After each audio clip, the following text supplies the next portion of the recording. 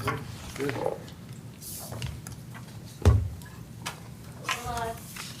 She timed us.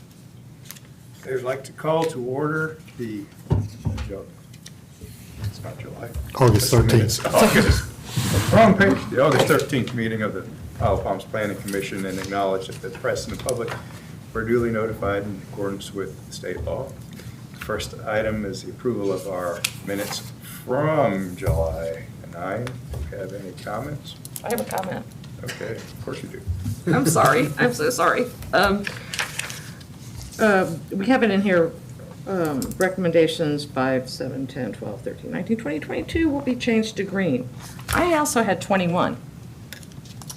Is that? I had something, I don't have that particular set of notes with me. I mean, you guys can correct me and I will double check that. But I feel like there was something else about 21, but I will look about that. For some reason, that sticks out in my head as not being Okay. in the crowd, and I don't remember why. But I will double check the recommendation for number 21. Oh, let's see. Okay. That was my only comment. Okay, I will double check that, and if it needs to be, I'll notify you as to what my notes say and go back. Well, look, I could be wrong, but I'll stick with you. I will look at it. Since I missed, what does green mean? Oh, it's the stuff that's already, the items that are green are the ones that are included already in our comp plan. Got it. Isn't that Kind of, correct? yeah, kind of underway. Yeah, they're underway. Green is good, kind of underway or covered in some way, and Yellow is no control. Do you want to Remove postpone things. the Remove. voting of these particular minutes until I check that, or do you want me to? I'll vote these. I'm fine. Okay, but I'll clarify, and if they need to be changed, I will change them. Okay. Move to Move to approve? approve as potentially amended. Thank you. Second. Whatever that was. Is there any other discussion? So we'll take it to the vote. All in favor, say aye. Aye. Okay, passes unanimously. No new business, so just old business. Review of the matrix that we were just talking about. Douglas, where are we? Doug. Oh, sorry. talking to your microphones. So in your packet, there is a color-coordinated, colored matrix.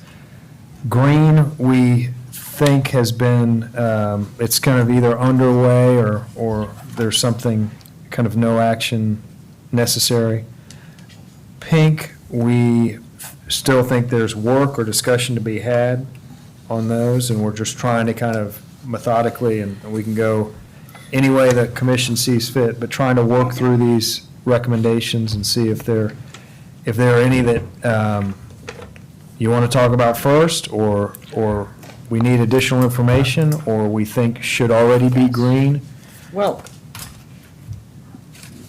I looked through my notes. I remember we did something with 2 and 3. We left Oh, that you know for what? more information from CVB. Last time, I think we all started by numbering, Yes, we did. right? Yes. So I'm going to do that again, for my benefit, so I can know which we're talking about. Are you gonna be talking about the number, the recommended number in that column? No, I think The line number. yeah, we'll just line them. But we could, to Amy's point, we could talk about that column, there's recommendation number, which is the column in the middle of the line. Mhm. Maybe that would keep everybody from having to number there. So that would be 36 and 38, correct? Yes. And I just had in my notes that we. 30. Something about getting more detailed information from CVB about the meaning of, COG? was it COG? Yeah, I think that's the COG. COG. I think that's number 38, which we've turned to green, and we've identified that one's underway with the COG. Is that lining up? Mhm. Okay, maybe I wrote it down. Maybe I couldn't read my own writing. Oh, Council of Government. no, and you are correct. Number 2, we were going to ask the Council of Governments that's doing number 36, we were going to ask the Council of Governments to include with 38. And I actually have a meeting scheduled with them early Okay. next week, and we're going to go over these. So that is correct. Then it is. we are going to add, on recommendation 36, we're going to turn that green and link that to the walkability study that's underway with the Council of Governments. Got it. Very good, Suzanne, thank you. Well, there's one more gone.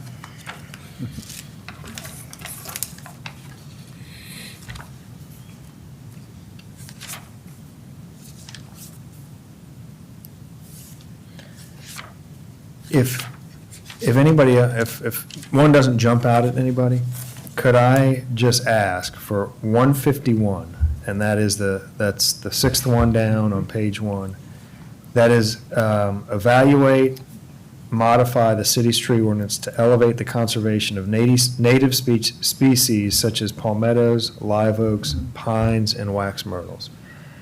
This is just just for the benefit of the group, a quick recap.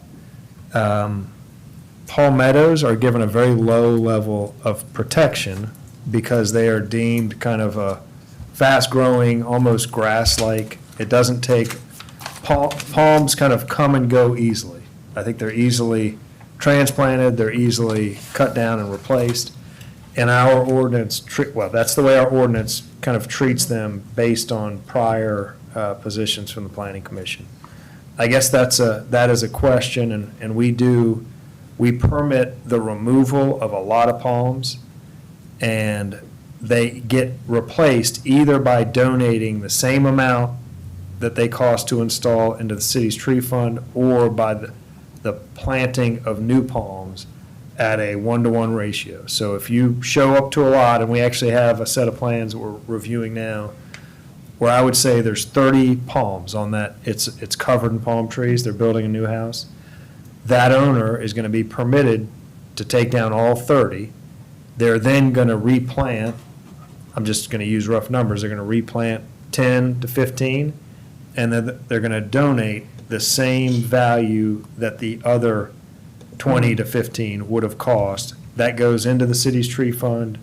That money is then used for either maintaining existing, it is a restricted fund, has to be used for vegetation, trees, beautification, so it goes into either maintaining the existing trees, we do palm cutting, we do oak maintenance on our trees, so it either comes out of that fund, or we plant additional trees as needed. So that is a policy that we have. I think it's a very intentional policy that kind of follows the spirit that palms come and go easily. And we do occasionally hear emotional pushback on, that they've removed a ton of palms, couldn't they have kept more than that? And just the way that the ordinance is written. So I guess an initial reaction from the group on whether or not you think that policy is appropriate. Should it be other trees like a live oak? You basically have to work around it. And so there's just kind of different weights given to different species to some extent. I remember that discussion, because we were Yeah. talking about pines and wax myrtles. Yes, I mean, so from conservation or preservation of tree, a palmetto that grows very quickly is not something that needs to be protected.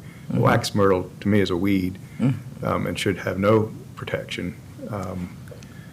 It's not invasive. And the concentration has always been in our ordinance deciduous trees, so like a live oak or even a water oak or any other oak that achieves the stature of size. Now, other jurisdictions have tree ordinances that protect a tree regardless of its species if it makes the 24-inch mark. And that could be something even like a cypress tree, or cedar tree, not a cypress. You might want to save a cypress, but a cedar, western red cedar is not, a gorgeous tree, but in some jurisdictions, if it's 24 inches, it's protected, and you need, And that's the same way our ordinance is. We're live oaks at 16, any other species except invasives or pines at 24 and above. Right. You And- can't, you have to protect it. And we don't probably have that many 24-inch pines left on the island, but you know, I could see some clemency. We had a lot of talk about that when we were enacting that tree ordinance, because I was around for that. Nope. And, you know, just, you know, that was after Hugo, and pine trees snap, they break, and there was a lot of concern with that.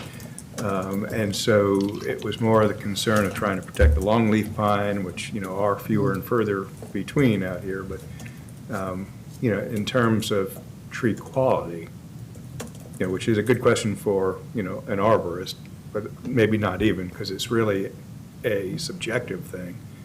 What's a tree you like and what's a tree you don't like? And there are plenty of people who just don't like pine trees, plenty of people that, you know, are indifferent about a wax myrtle or a palmetto. But, you know, I think our ordinance is pretty strong and fair.